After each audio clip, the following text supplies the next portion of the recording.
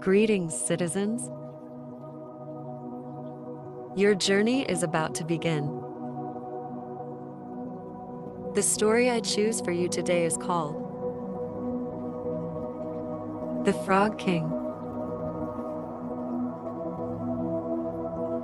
Please find a position which make you feel comfortable. Relax yourself.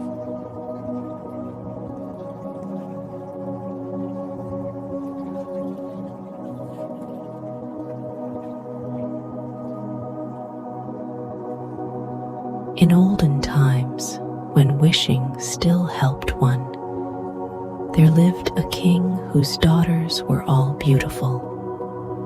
But the youngest was so beautiful that the sun itself, which has seen so much, was astonished whenever it shone in her face. Close by the king's castle lay a great dark forest, and under an old lime tree in the forest was a well. And when the day was very warm, the king's child went out into the forest and sat down by the side of the cool fountain. And when she was bored, she took a golden ball and threw it up on high and caught it. And this ball was her favorite plaything. Now it so happened that on one occasion the princess's golden ball did not fall into the little hand which she was holding up for it, but onto the ground beyond and rolled straight into the water.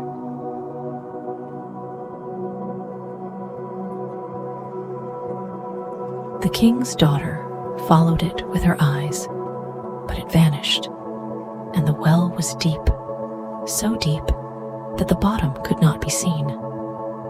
At this, she began to cry, and cried louder and louder, and could not be comforted. And as she thus lamented, someone said to her, "What ails you, king's daughter? You weep so that even a stone would show pity."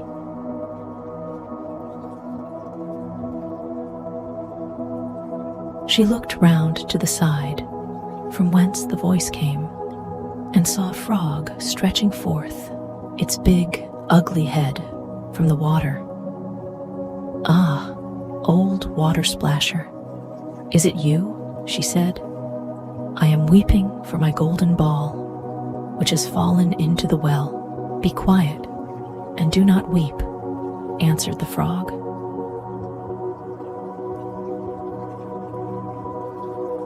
"I can help you, but what will you give me if I bring your plaything up again?" "Whatever you will have, dear frog," said she. "My clothes, my pearls and jewels, and even the golden crown which I am wearing." The frog answered, "I do not care for your clothes, your pearls and jewels, nor for your golden crown.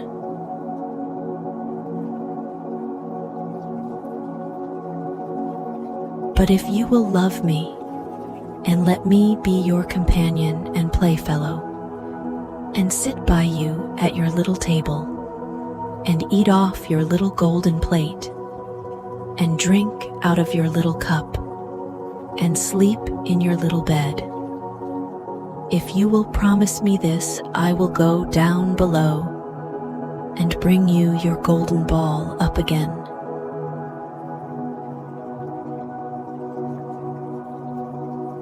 "Oh yes," said she, "I promise you all you wish, if you will but bring me my ball back again." But she thought, "How the silly frog does talk. All he does is to sit in the water with the other frogs and croak. He can be no companion to any human being."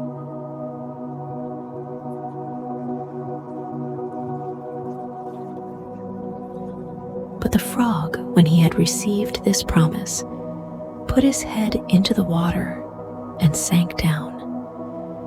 and in a short while came swimming up again with the ball in his mouth and threw it on the grass. The king's daughter was delighted to see her pretty plaything once more and picked it up and ran away with it. "Wait, wait," said the frog.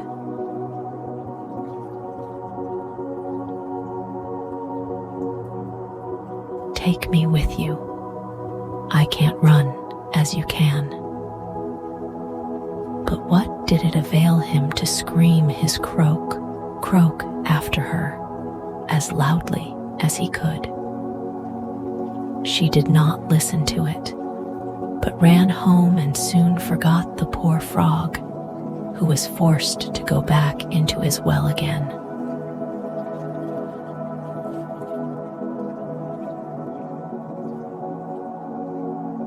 The next day, when she had seated herself at table with the king and all the courtiers, and was eating from her little golden plate, something came creeping splish splash up the marble staircase, and when it had got to the top, it knocked at the door and cried, "Princess, youngest princess, open the door for me."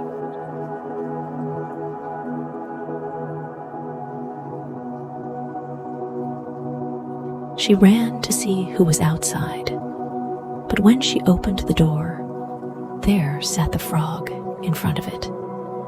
Then she slammed the door to, in great haste, sat down to dinner again, and was quite frightened.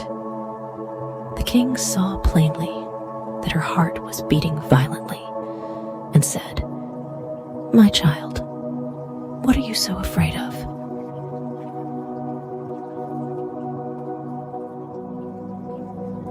"Is there perchance a giant outside who wants to carry you away?" No," replied she. "It is no giant, but a disgusting frog." "What does a frog want with you?" "Ah, dear father, yesterday as I was in the forest sitting by the well, playing, my golden ball fell into the water. And because I cried so, the frog brought it out again for me, and because he so insisted, I promised him he should be my companion. But I never thought he would be able to come out of his water. And now he is outside there and wants to come into me. In the meantime, it knocked a second time and cried, "Princess, youngest princess, open the door for me." "Do you not know what you said to me yesterday by the cool waters of the well? Princess, youngest princess, open the door for me." "Then," said the king, "that which you have promised must you perform. Go and let him in." She went and opened the door, and the frog hopped in and followed her, step by step, to her chair.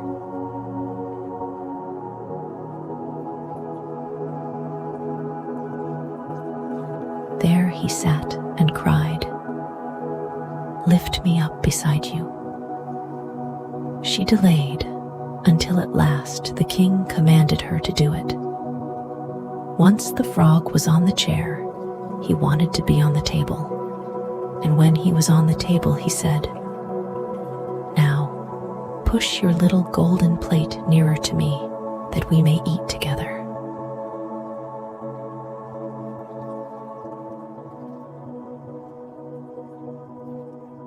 She did this, but it was easy to see that she did not do it willingly. The frog enjoyed what he ate, but almost every mouthful she took choked her. At length he said, "I have eaten and am satisfied. Now I am tired. Carry me into your little room and make your little silken bed ready, and we will both lie down and go to sleep."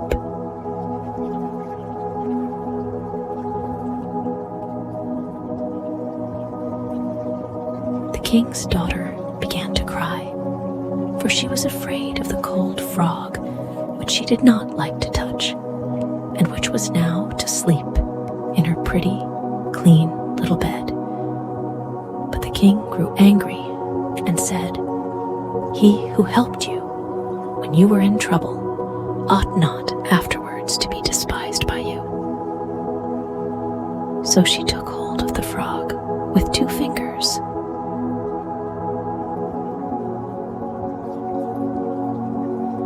carried him upstairs, and put him in a corner. But when she was in bed, he crept to her and said, "I am tired. I want to sleep as well as you. Lift me up, or I will tell your father." At this, she was terribly angry and took him up and threw him with all her might against the wall. "Now, will you be quiet, odious frog?" said she.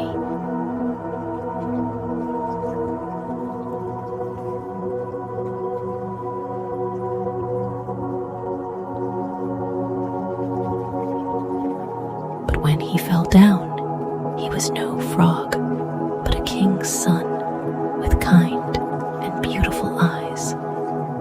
He, by her father's will, was now her dear companion and husband.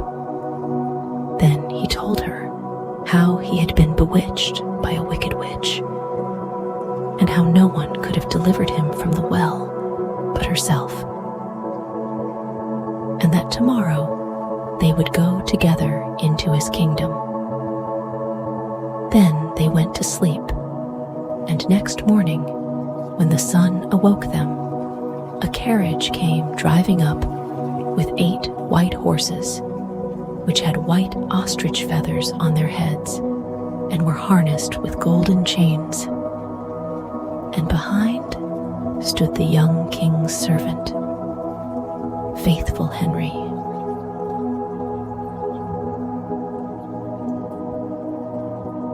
Faithful Henry had been so unhappy when his master was changed into a frog that he had caused 3 iron bands to be laid round his heart, lest it should burst with grief and sadness.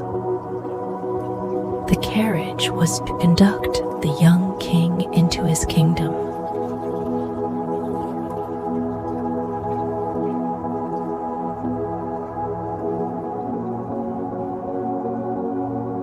Faithful Henry helped them both in and placed himself behind again, and was full of joy because of this deliverance. And when they had driven a part of the way, the king's son heard a cracking behind him, as if something had broken. So he turned around and cried, "Henry, the carriage is breaking."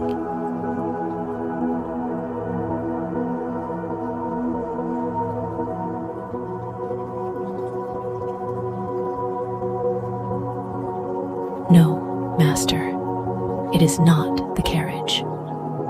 It is a band from my heart, which was put there in my great pain when you were a frog and imprisoned in the well." Again and once again, while they were on their way, something cracked, and each time the king's son thought the carriage was breaking. But it was only the bands which were springing from the heart of faithful Henry, because his master was set free and was happy.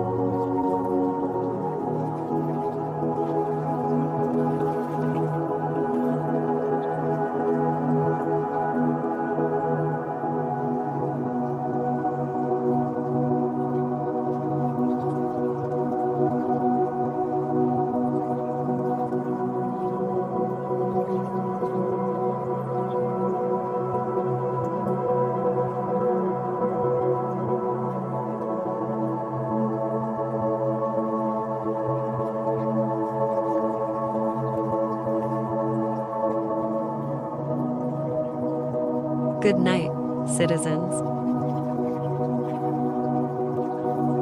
Have a nice dream.